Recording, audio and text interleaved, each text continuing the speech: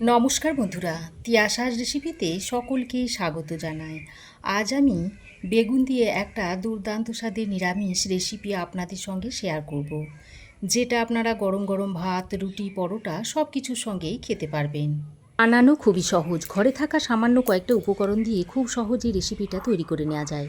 আশা করছি রেসিপিটা আপনাদের ভালো লাগবে। তো চলুন আর দেরি না করে রেসিপিটা দেখে নেওয়া যাক। এখানে আমি 3টে ছোট সাইজের বেগুন নিয়েছি। এবার আমি এই বেগুন 3টেকে কেটে নেব। আমি বোটার অংশটাকে কেটে ফেলে দিয়ে এইভাবে দুভাগে ভাগ করে নিচ্ছি।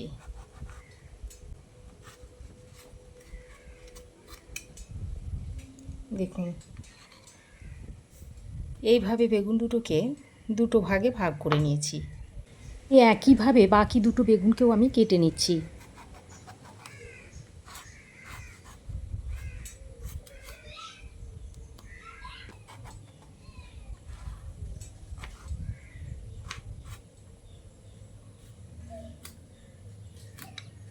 দেখুন, 3টে বেগুনকে আমি এইভাবে লম্বালম্বি কেটে নিয়েছি।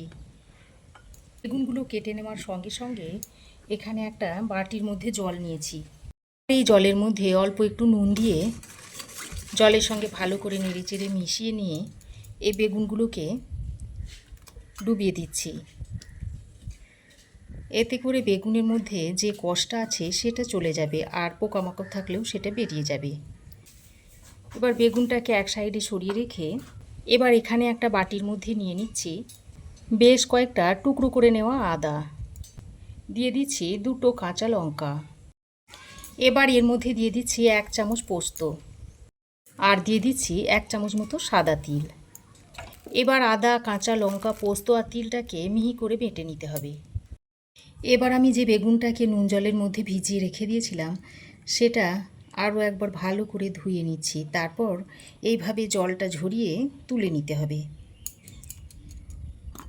তুলে বেগুনগুলোকে অন্য একটা পাত্রে নিয়ে নিয়েছি।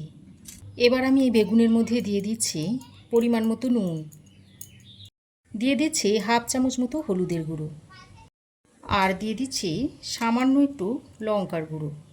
এবার নুন, হলুদ আর লঙ্কার গুঁড়োটা বেগুনের গায়ে ভালো করে মাখিয়ে নিতে হবে। এইভাবে একটু ঘষে ঘষে বেগুনের গায়ে নুন, হলুদ, লঙ্কাটাকে লাগিয়ে নেব। দেখুন, বেগুনের গায়ে নুন, হলুদ, লঙ্কা আমি মাখিয়ে নিয়েছি।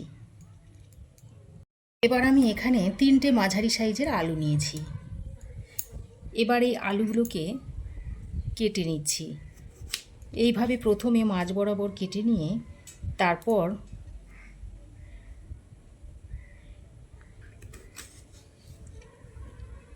আরও একবার কেটে নিলাম। এরকম 4 টুকরো করে নিয়েছি। সব কটা বেগুনকেই এইভাবে লম্বা লম্বা টুকরো করে নিতে হবে। দেখুন, আলুগুলো কাটা হয়ে গেছে। এবার আলুগুলোকেও একটা বাটির মধ্যে তুলে নিচ্ছি। তারপর এই আলুগুলোকে আরও একবার ভালো করে ধুয়ে নেব। এদিকে দেখুন, আদা, তিল, কাঁচা লঙ্কা, পোস্তটা বেটে নিয়েছি। এবার আমি কড়াই গরম করে দিয়ে দিচ্ছি সর্ষের তেল। তেল ভালোভাবে গরম হয়ে এলে এবার নুন, হলুদ ও লঙ্কা দিয়ে মেখে রাখা বেগুনগুলো দিয়ে দিচ্ছি।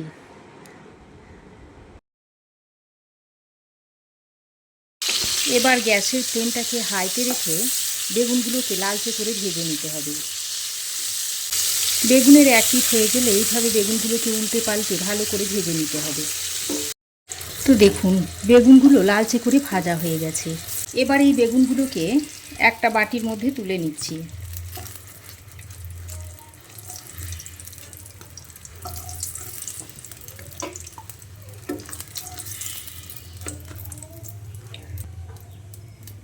দেখুন, বেগুনগুলোকে ভেজে তুলে নিয়েছি। বেগুন ভেজে তুলে নেওয়ার পর ওই তেলের মধ্যে আলুগুলোকে দিয়ে ভেজে নিতে হবে।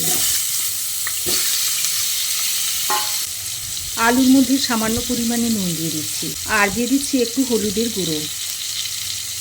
নুন আর হলুদের গুঁড়োটা দিয়ে আলুর সঙ্গে ভালো করে নেড়েচেড়ে মিশিয়ে নিচ্ছি। তারপর এই আলুগুলোকেও লো টু মিডিয়াম ফ্লেমে লালচে করে ভেজে নেব।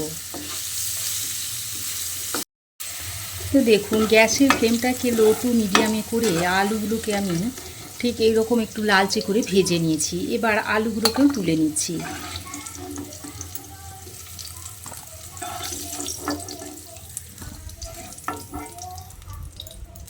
এবার আলু ভেজে তুলে নেওয়ার পর ওই তেলের মধ্যে দিয়ে দিচ্ছি হাফ চামচ মতো গোটা জিরে, আর দিয়ে দিচ্ছি হাফ চামচ মতো গোটা মৌরি, আর দুটো শুকনো লঙ্কাকে ফাটিয়ে দিয়ে দিচ্ছি।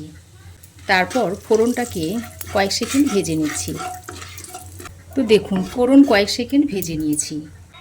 এবার আমি যে আদা, কাঁচা লঙ্কা, পোস্ত, তিলটা বেটে রেখেছিলাম সেটা এর মধ্যে দিয়ে দিচ্ছি। মশলার বাটিতে সামান্য পরিমাণে জল নিয়ে সেটাও দিয়ে দিচ্ছি। এবার মশলাটাকে বেশ কিছুক্ষণ সময় ধরে লো টু মিডিয়াম ফ্লেমে ভালো করে কষিয়ে নিতে হবে, যতক্ষণ না আদা থেকে কাঁচা গন্ধটা চলে না যাচ্ছে সেই পর্যন্ত মশলাটাকে কষিয়ে নেব। তো দেখুন লো টু মিডিয়াম ফ্লেমে মশলাটাকে খুব ভালো করে কষিয়ে নিয়েছি, আর দেখে বুঝতেই পারছেন যে মশলা থেকে কতটা তেল ছাড়তে শুরু করেছে। এবার আমি এই পর্যায়ে একটা মিডিয়াম সাইজের টমেটো কুচিয়ে এর মধ্যে দিয়ে দিচ্ছি, আর এই টমেটোটা যাতে তাড়াতাড়ি নরম হয়ে আসে সেই জন্য স্বাদ মতো নুনটা এর মধ্যে দিয়ে দিলাম। তারপর টমেটোটাকে মশলার সঙ্গে বেশ কিছুক্ষণ সময় ধরে ভালো করে কষিয়ে নিতে হবে। এখন আমি গ্যাসের ফ্লেমটাকে লো টু মিডিয়ামে করে একটা ঢাকা লাগিয়ে টমেটোটাকে মশলার সঙ্গে বেশ কিছুক্ষণ সময় ধরে কষিয়ে নেব। এর ফলে টমেটোটা খুব তাড়াতাড়ি নরম হয়ে আসবে। তো দেখুন প্রায় 2-3 মিনিট সময় ধরে মশলাটাকে আমি ঢাকা দিয়ে দিয়ে ভালো করে কষিয়ে নিয়েছি, আর মশলা থেকে দেখুন তেল ছাড়তে শুরু করেছে, আর টমেটোগুলো দেখুন ভালোভাবে নরম হয়ে গেছে। এবার আরও একবার ভালো করে নেড়ে চেড়ে মিশিয়ে নিচ্ছি। তারপর ঢাকা ছাড়াই আরও কিছুক্ষণ মশলার সঙ্গে টমেটোটাকে কষিয়ে নিচ্ছি। তো দেখুন ঢাকা ছাড়া মশলাটাকে আমি আরও কিছুক্ষণ কষিয়ে নিয়েছি। আমি এর মধ্যে গুঁড়ো মশলাগুলো দিয়ে দিচ্ছি হাফ চামচ মতো হলুদের গুঁড়ো, দিচ্ছি হাফ চামচ মতো জিরে গুঁড়ো, আর রঙের জন্য দিয়ে দিচ্ছি হাফ চামচ মতো কাশ্মীরি লঙ্কার গুঁড়ো, আর দিয়ে দিচ্ছি সামান্য পরিমাণে একটু বিট নুন। এই বিট নুনটা দেওয়ার কারণে তরকারির স্বাদটা দ্বিগুণ বেড়ে যাবে। এবার মশলাটা যাতে পুড়ে না যায় সেই জন্য অল্প পরিমাণে একটু জল দিয়ে দিচ্ছি। তারপর সব কিছুকে একসঙ্গে ভালো করে নেড়ে চেড়ে মিশিয়ে নিচ্ছি। এখন আমি মশলাটাকে আরও 2-3 মিনিট মতো ভালোভাবে কষিয়ে নেব। যতক্ষণ না মশলা থেকে তেল ছেড়ে না আসছে ততক্ষণ এইভাবে একটু কষিয়ে নিতে হবে। আর মশলা যত ভালো করে কষাবেন তরকারির স্বাদ কিন্তু ততই বাড়বে। দেখুন প্রায় 2-3 মিনিট সময় ধরে মশলা আমি খুব ভালো করে কষিয়ে নিয়েছি, আর মশলা থেকে তেল ছাড়তেও শুরু করেছে, আর মশলাটা দেখুন অনেকটাই ঘন হয়ে এসেছে। এবার এই পর্যায়ে আমি ভেজে রাখা আলুটা দিয়ে দিচ্ছি।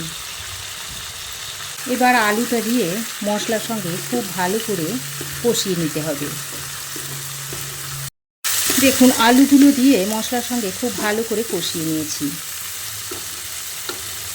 এবার আমি আলু ভাজার বাটিতে অল্প একটু জল দিয়ে কড়াইয়ের মধ্যে দিয়ে দিচ্ছি। তারপর এই জলটা দিয়ে আলুর সঙ্গে ভালো করে নেড়ে চেড়ে মিশিয়ে নিতে হবে।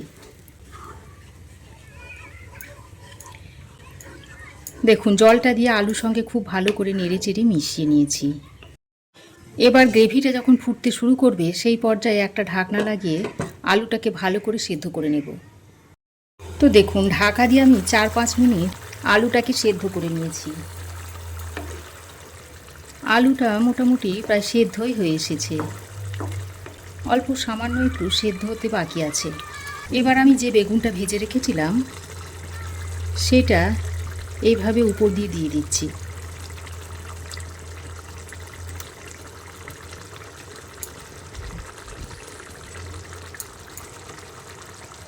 তারপর বেগুনটা দিয়ে আলুর সঙ্গে আরও একবার ভালো করে নেড়ে চেড়ে মিশিয়ে নিচ্ছি। আবারও ঢাকা দিয়ে 2-3 মিনিট মতো রান্না করে নেব। তো দেখুন ঢাকা দিয়ে আমি আরও 2-3 মিনিট রান্না করে নিয়েছি, আর আলু বেগুন দেখুন ভালোভাবে সেদ্ধ হয়ে গেছে।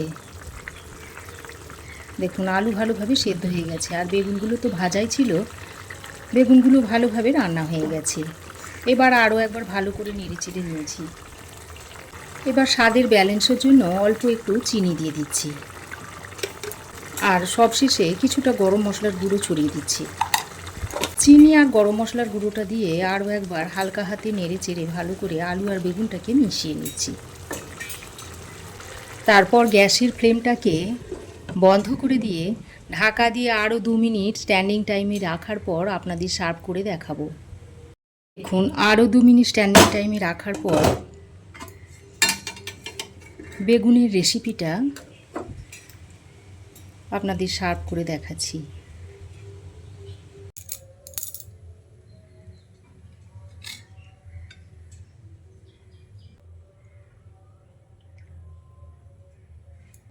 দেখুন, বেগুনের রেসিপিটা দেখতে কত সুন্দর হয়েছে। এটা আপনারা গরম গরম ভাত, রুটি, পরোটা সব কিছুর সঙ্গেই খেতে পারবেন। তো এইভাবে আপনারাও একবার বানিয়ে খেয়ে দেখবেন, আর কেমন হয়েছে অবশ্যই একটা কমেন্ট করে জানাবেন। ভালো লাগলে একটা লাইক ও শেয়ার করবেন, পাশে থাকা বেল আইকনটা অবশ্যই প্রেস করে দেবেন। আর আমার চ্যানেলে যদি নতুন হয়ে থাকেন তো প্লিজ চ্যানেলটাকে সাবস্ক্রাইব করার অনুরোধ রইল। আজ এ পর্যন্তই, আবার দেখা হবে নতুন কোনো রেসিপি নিয়ে নেক্সট এপিসোডে। সে পর্যন্ত ভালো থাকবেন, সুস্থ থাকবেন। ধন্যবাদ।